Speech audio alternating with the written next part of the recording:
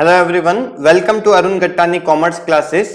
तो आज अपने को देखना है aggregate demand and its component का सेकंड पार्ट। देखिए फर्स्ट पार्ट में अपन ने इसमें देख लिया था कि एग्रीगेट डिमांड क्या होता है, क्या क्या कंपोनेंट्स होते हैं, और तीसरी चीज अपन ने देखी थी relation between consumption expenditure and income, that is C function अपन ने लास्ट क्लास के अंदर कवर किया था। आज अपने को कवर करना है सेविंग फंक्शन। देखिए ये भी बहुत ही इंपॉर्टेंट है। सेविंग फंक्शन अपन कैसे समझ सकते हैं? देखिए किसी भी पर्सन की जो इनकम होती है, मैं एक एग्जांपल लेता हूं कि एक पर्सन की इनकम है 1000 रुपीज। अब उसमें से यदि वो 600 रुपीज अपने कंजम्पशन एक्सपेंडिचर पे लगाता है, मतलब अपने एक्सपेंडिचर पे लगाएगा, तो बाकी के 400 वो क्या करने वाला है? वो 400 रुपीज की सेविंग करने वाला है। मतलब जितना एक्सपेंडिचर किया उसको छोड़ दें तो वो बाकी को क्या कर रहा है? वो बाकी को सेव करके रख रहा है। तो मैं यूं बोल सकता हूं कि income is equals to consumption expenditure plus saving. ये एक सिंपल सी एक इक्वेशन हो गई।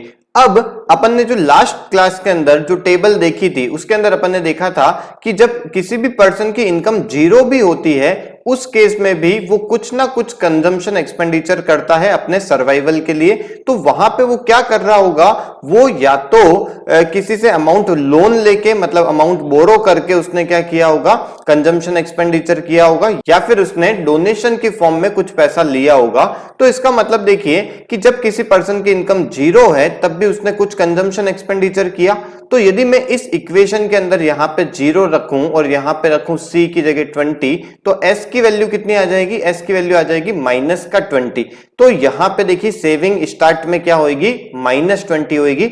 इस माइनस वाली जो सेविंग है इसे अपन ऑटोनोमस सेविंग बोलते हैं। जैसे कि अपन ने क्या किया था, उसके अंदर ऑटोनोमस कंजम्पशन बोला था, इस 20 को अपन ने ऑटोनोमस कंजम्पशन बोला था।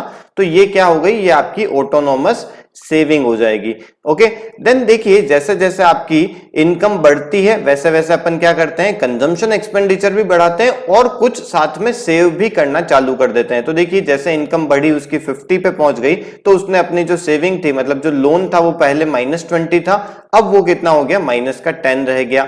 उसके बाद में और इनकम बढ़ी तो उसकी सेविंग 0 पे आ गई, मतलब उसके ऊपर अब कोई लोन नहीं है। और उसके बाद में और इनकम बढ़ती है तो उसने सेविंग करना चालू कर दिया 10 रुपीज की, देन 20 रुपीज की सेविंग, और ऐसे ऐसे सेविंग्स बढ़ती जाएगी जैसे जैसे इनकम आपकी बढ़ेगी। तो ये हो गया आपका सेविंग और इनकम के बीच में रिलेशन। अब अपन देख लेते हैं सेविंग फंक्शन क्या होता है। सेविंग फंक्शन क्या है? The functional relationship between S and Y. S and Y के बीच में जो फंक्शनल रिलेशनशिप है उसको अपन सेविंग फंक्शन बोलते हैं। जैसे कि अपन ने कंजम्पशन एक्सपेंडिचर में देखा था, क्या देखा था अपन ने? C is equals to C bar plus B Y. इसमें क्या था? सी बार का मतलब होता था ऑटोनोमस कंजम्पशन, बी का मतलब होता था एमपीसी। मैंने आपको बताया था स्लोप ऑफ कंजम्पशन लाइन को अपन एमपीसी बोलते हैं, और वाई की जगह अपन इनकम पुट कर दें तो अपन कोई भी जगह की कंजम्पशन एक्सपेंडिचर अपन निकाल सकते हैं। इसी पैटर्न से सेविंग के लिए भी एक फंक्शन है। सेविंग के अंदर क्या होएगा? Saving is equals to S bar. S bar का मतलब ऑटोनोमस सेविंग। अब देखिए ऑटोनोमस सेविंग मैंने आपको बताया ये यहाँ पे कितनी हो गई? -20। तो अपन यूं पता कर सकते हैं कि जब ऑटोनोमस कंजम्पशन सपोज 50 रुपीज का है तो ऑटोनोमस सेविंग कितनी हो जाएगी? -50 रुपीज की होगी। जो ऑटोनोमस कंजम्पशन होता है जस्ट उसका साइन आप चेंज कर देंगे तो ऑटोनोमस सेविंग आ जाएगी। तो अपन देखिए यहाँ पे एस बार लिखेंगे सबसे पहले, plus 1 minus B. 1 minus B का मतलब हो गया 1 माइनस एमपीसी। एमपीसी अपन ने देखा था change in C upon change in Y. तो change in C upon change in Y में करूंगा तो एमपीसी निकलेगा, उस एमपीसी को मैं यहां पे पुट कर दूंगा और इनटू वाई कर देंगे तो यहां पे आपकी सेविंग निकल जाएगी। जैसे कि मैं एक एग्जांपल ले लेता हूं, जब आपका 2000 रुपीज की इनकम होएगी तो सेविंग कितने की होएगी? तो अपन यहां पे क्या कर देंगे? S is equals to S bar कितना है? -20 प्लस 1 माइनस बी। बी देखिए कितना आ जाएगा? Change in C upon change in Y, तो 40 अपॉन 50 ये आ जाएगा 0.80 का। तो यहां पे मैं लिख देता हूं 0.80 और इंटू वाई। वाई कितना हो जाएगा? आपने बोला कि 2000 की आपकी इनकम है, तो यहां पे देखिए 0.20 इंटू 2000 कर लेंगे तो 400, तो यहां से आ जाएगा, और माइनस का 20 प्लस 400 तो 380 रुपीज की आपकी सेविंग हो जाएगी जब आपकी इनकम 2000 रुपीज है। तो आई होप आपको ये जो सेविंग फंक्शन है ये अच्छे से समझ में आ गया होगा। चलिए अब अपन आगे देखेंगे। आगे अपने को देखना है दो चीजें, propensity to consume and propensity to save. Propensity to consume के अंदर 2 पॉइंट्स होते हैं और ऐसे ही प्रोपेंसिटी टू सेव के अंदर भी 2 पॉइंट्स होते हैं। क्या है देखिए, average propensity to consume, average propensity to consume के अंदर अपन टोटल अपने कंजम्पशन एक्सपेंडिचर को देखते हैं, total consumption expenditure upon total अपनी इनकम। जैसे कि मैं यहां पे इस क्वेश्चन में देखूं तो यहां पे मुझे निकालना है एपीसी, मतलब एवरेज प्रोपेंसिटी टू कंज्यूम मुझे यहां पे निकालना है, तो मैं क्या करूंगा, सी अपॉन वाई, मतलब 180 अपॉन 200 कर लूंगा, तो यहां पे कितना आ गया 0.90 आपका एवरेज प्रोपेंसिटी टू कंज्यूम आ गया। ओके, तो एवरेज प्रोपेंसिटी टू कंज्यूम का फॉर्मूला क्या हो गया, सी अपॉन वाई। ओके, इसके बाद में आता है मार्जिनल प्रोपेंसिटी टू कंज्यूम। अब देखिए मार्जिनल का मतलब क्या होता था, additional consumption over additional income, मतलब आपकी एडिशनल इनकम कुछ हुई है तो उस पे आपने एडिशनल कितना खर्चा किया है, तो change in C upon change in Y, ये आपका फॉर्मूला हो जाएगा। अब देखिए चेंज इन सी अपन कैसे निकालते थे, अपने को नए में से पुराने को माइनस करना है। आप कहीं पे भी देख लीजिए, जैसे मैं यहाँ पे देख रहा हूं तो 100 माइनस 60 ये हो गया 40 का, और यहाँ पे 100 माइनस 50 ये हो गया 50 का। तो change in C upon change in Y कितना आ जाएगा 0.80, जिसे ही अपन मार्जिनल प्रोपेंसिटी टू कंज्यूम बोलते हैं। ओके, नेक्स्ट आता है average propensity to save. Average के अंदर आपको ध्यान रखना है कि यहाँ पे चेंज वाला काम नहीं करना है, यहाँ पे आपको डायरेक्ट फॉर्मूला लगाना है S upon Y, saving upon income. अब देखिए यहाँ पे अपन जैसे निकाले तो यहाँ पे इस जगह पे निकालता हूं मैं, तो कितना हो जाएगा 10, सेविंग कितनी है आपकी यहाँ पे 10 अपॉन 150, यहाँ पे मैं कर लूंगा इनकम, तो आप इसे कट करके यहाँ पे निकाल सकते हैं। और इसी पैटर्न से मार्जिनल प्रोपेंसिटी टू सेव का मतलब क्या हो जाएगा, change in S upon change in Y कर देंगे। चेंज इन एस का मतलब हो जाएगा, जैसे कि मैं यहाँ पे देखूं तो आप देखिए यहाँ पे कितना चेंज हो रहा है, आपको नए में से पुराने को माइनस करना है, तो 20 माइनस 10, इसको सबको रब कर देता हूँ,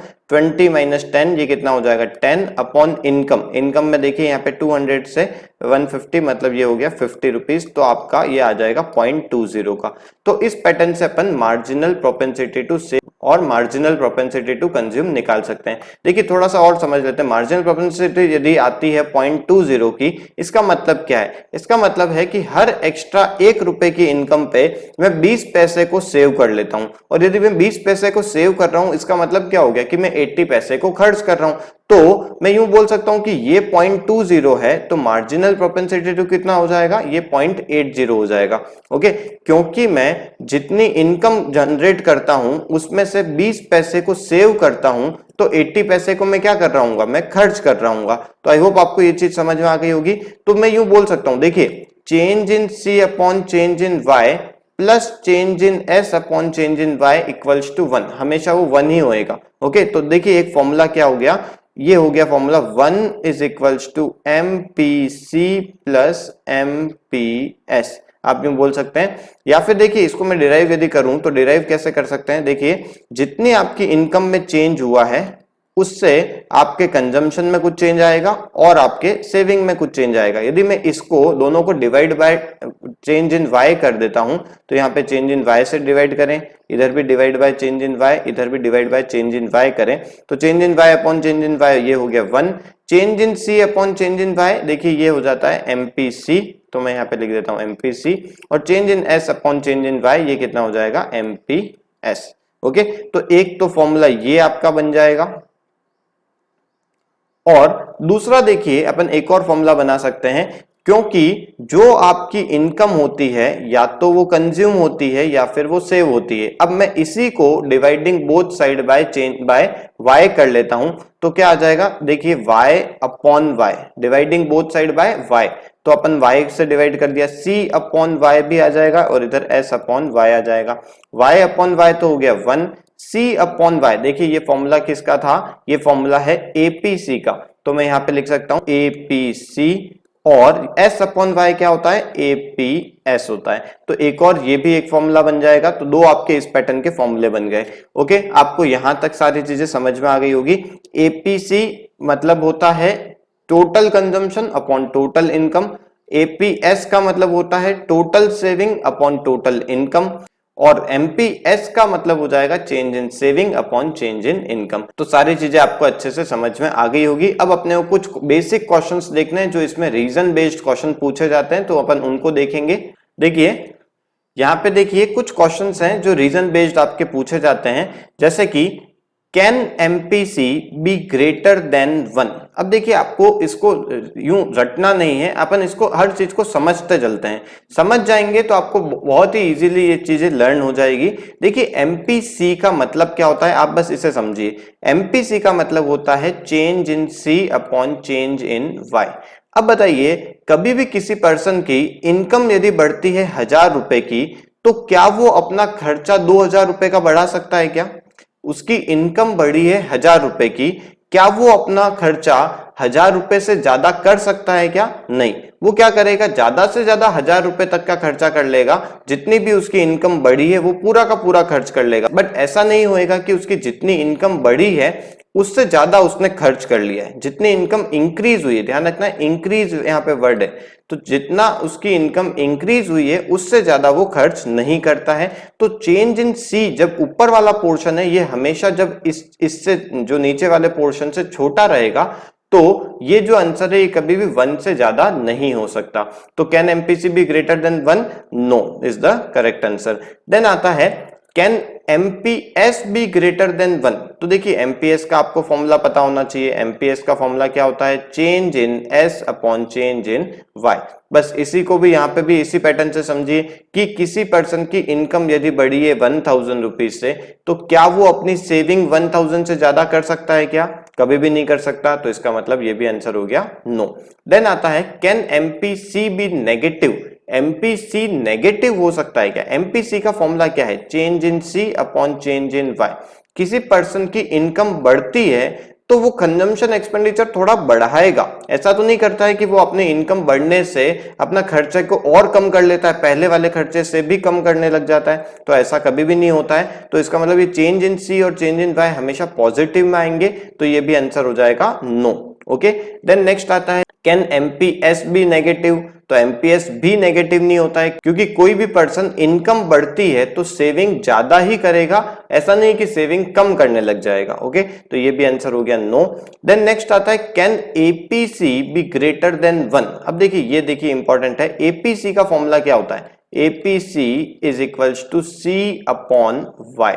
एपीसी का फॉर्मूला ये होता है। अब स्टार्ट के टाइम पे आपकी इनकम कम होती है और आपका कंजम्पशन एक्सपेंडिचर ज्यादा होता है, क्योंकि आपकी इनकम यदि जीरो है तो भी आपको क्या करना पड़ेगा, कंजम्पशन करना पड़ेगा। जैसे कि आप लोग अभी स्टूडेंट हैं, तो स्टूडेंट हैं तो अभी भी आपका कंजम्पशन एक्सपेंडिचर कुछ तो होता है, बट आपकी अभी इनकम कुछ भी नहीं होती। तो यहां पे मैं ऐसा बोल सकता हूं कि इनिशियल लेवल पे आपका कंजम्पशन एक्सपेंडिचर आपकी इनकम से ज्यादा होता है, तो स्टार्ट के टाइम पे एपीसी ग्रेटर देन 1 हो सकता है। ओके, यहाँ पे बस इतना सा समझिए कि यदि ऊपर वाला पोर्शन बड़ा है नीचे वाले पोर्शन से, तो वो क्या होएगा, वो 1 से ज्यादा हो जाएगा। तो सी स्टार्ट में बड़ा होता है, तो यहाँ पे यस आंसर आ जाएगा।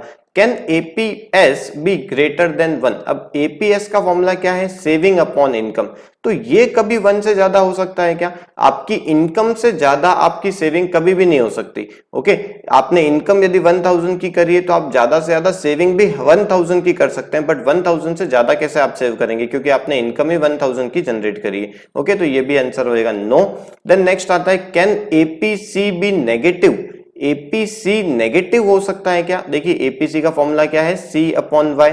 ये नेगेटिव कब होएगा, जब दोनों में से कोई एक चीज नेगेटिव होएगी। इनकम तो कभी नेगेटिव हो ही नहीं सकती, और कंजम्पशन एक्सपेंडिचर कभी नेगेटिव कैसे होएगा, क्योंकि आप कुछ ना कुछ कंज्यूम ही करेंगे, आप वापस इसमें नेगेटिव में तो कुछ कंजम्पशन हो नहीं सकता, तो ये भी क्या होएगा, नो। देन नेक्स्ट आता है can APS be negative. APS negative हो सकता है, तो एपीएस का फॉर्मूला क्या है, एस अपॉन वाई। अब देखिए स्टार्ट के टाइम पे, इनिशियल लेवल पे, जब आपकी इनकम जीरो थी या फिर इनकम आपकी कुछ कम थी, उस टाइम पे आपको थोड़ा ज्यादा खर्चा करना पड़ता था, तो आपकी सेविंग कुछ नेगेटिव में होती थी। मतलब आपने या तो बोरो किया हुआ है या फिर आप अपने पेरेंट्स के साथ में रह रहे हैं और पेरेंट्स का खर्चा करते हैं, तो उस टाइम पे आपका ये सेविंग होती है नेगेटिव में, इनकम होती है जीरो, तो उस केस में आपकी एपीएस नेगेटिव हो सकता है। तो बस कुल मिला के आपको ध्यान रखना है कि दो ही चीजें यहाँ पे इनका आंसर यस है। एक तो एपीसी ग्रेटर देन 1 हो सकता है और एपीएस नेगेटिव हो सकता है। ओके, चलिए तो आज की क्लास को अपन यहीं वाइंड अप करते हैं। आप इसे फिर से रिवाइंड करके भी देख सकते हैं। Okay, thank you.